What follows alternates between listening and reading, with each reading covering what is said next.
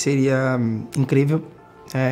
Eu vim com esse objetivo, né, de levantar assim a taça da Champions League pelo Paris Saint-Germain.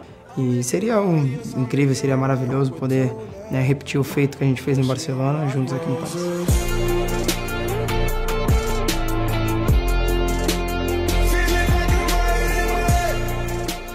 Et salut à tous les amis, heureux de vous retrouver dans la quotidienne. J'espère que vous allez bien et que vous êtes ambitieux dans votre vie. Ouais, c'est important. Comme Neymar, qui l'a affirmé hier, oui, son rêve, c'est de remporter la Ligue des Champions avec Paris et avec son poteau, Léo Messi.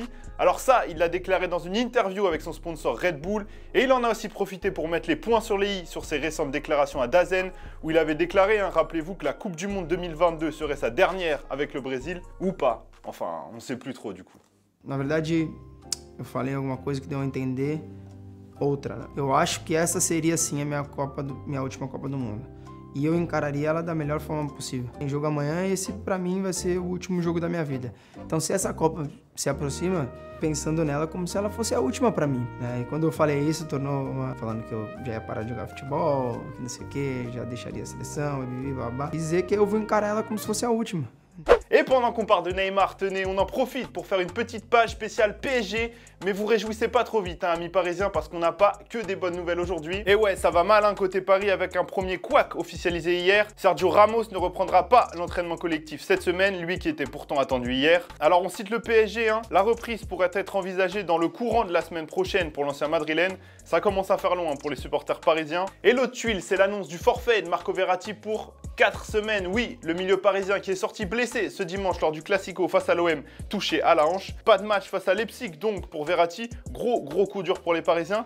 Mais ça pourrait rebattre les cartes au milieu, notamment pour un certain Wijnaldum qui ne s'est pas encore imposé au PSG. Et c'est notre question du jour, tenez d'ailleurs. Qui pour suppléer Verratti au milieu pendant son absence? Alors il y a Wijnaldum, il y a Herrera, il y a Danilo Pereira, il y a même Paredes qui va revenir de blessure après la trêve. Vous nous dites tout. 2 commentaires sélectionnés demain. Allez, on reste en Ligue 1 avec un choc ce soir. Oui, on est mercredi et il y a de la Ligue 1. OM Nice qui sera joué à 3. Vous vous souvenez peut-être au début de la saison, ce match qui avait été joué puis arrêté suite à l'envahissement des supporters niçois. Alors ça fait un bel enchaînement pour les Marseillais qui ont joué le Classico dimanche, qui était à Rome jeudi dernier en Ligue Europa. Mais ça, Sampaoli ne veut pas l'utiliser comme excuse. Pour lui, faire tourner, c'est le cadet de ses soucis.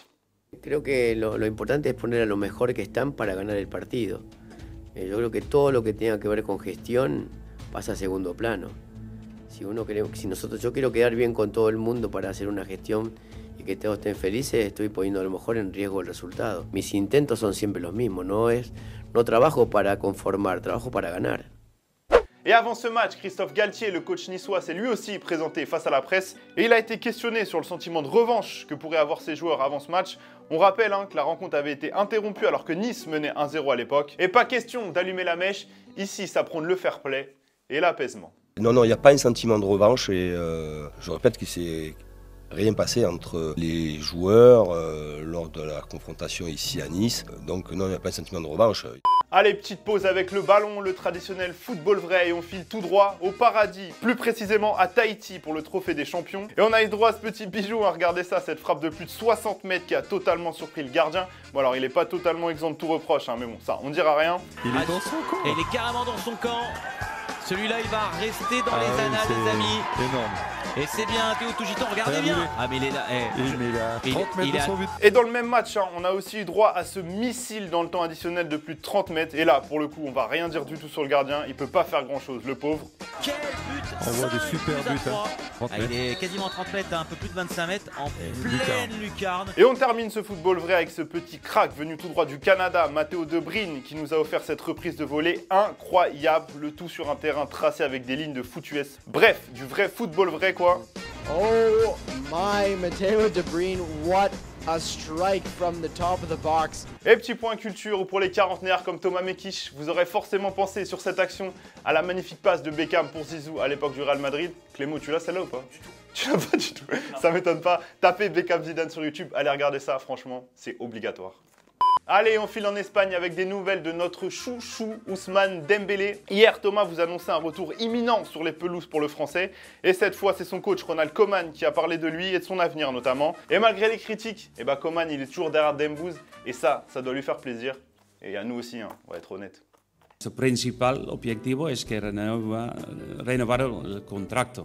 Lo más importante es que queremos que Ousmane se quede con nosotros porque es un jugador importante, es un jugador con diferentes calidades, ser atacante arriba, en banda. Alors ça, c'était le côté tout love, tout amour, tout bisounours de Ronald Koeman, mais on a aussi eu le droit à la version découpe tronçonneuse dans la suite de la conférence. On lui a parlé du comportement de certains fans après le Classico perdu contre le Real, qui ont notamment encerclé sa voiture à la sortie du Camp Nou, et il les a pas loupés, hein. Ça pique. No creo que hay, que son culés o son gente que problemas de educación y no sabe qué son normas y valores.